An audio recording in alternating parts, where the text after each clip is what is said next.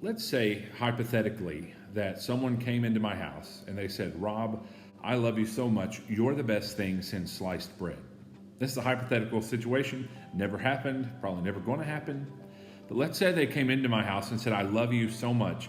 But then in the next breath, they told me that I can't stand your wife.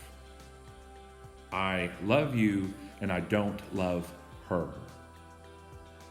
Well, if that situation ever happened, me and you, if that were you, me and you wouldn't be best friends. I would have some serious problems with you because my wife and I are a total package, meaning you can't have one of us without the other. So if you don't want to have anything to do with her, then I don't want to have anything to do with you. I say that because that's the same way that Jesus is about his church.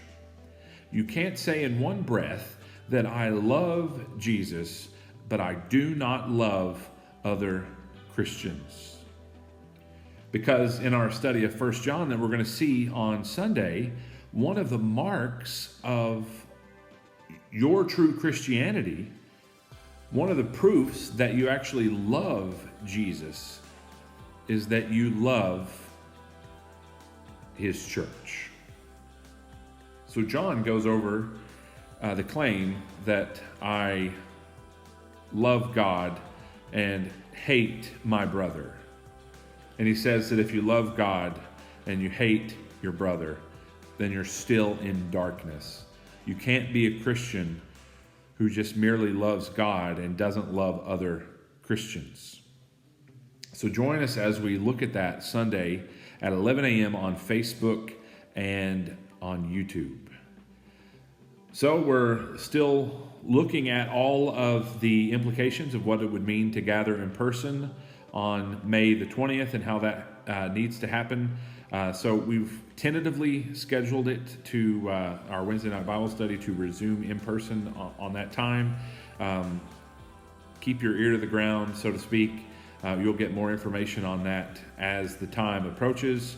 We're throwing around different ideas on how we can get back together and in what way that would be the most useful for us. But don't forget, we always have, as in from the very first book that we studied together, and we always will have this online presence. Other churches who have developed this during this time, those don't need to ever go away. But we do want this to be more than an online relationship. So if you're not a part of the church, you need to think about these truths that we look at, that you can't just love God without loving God's people.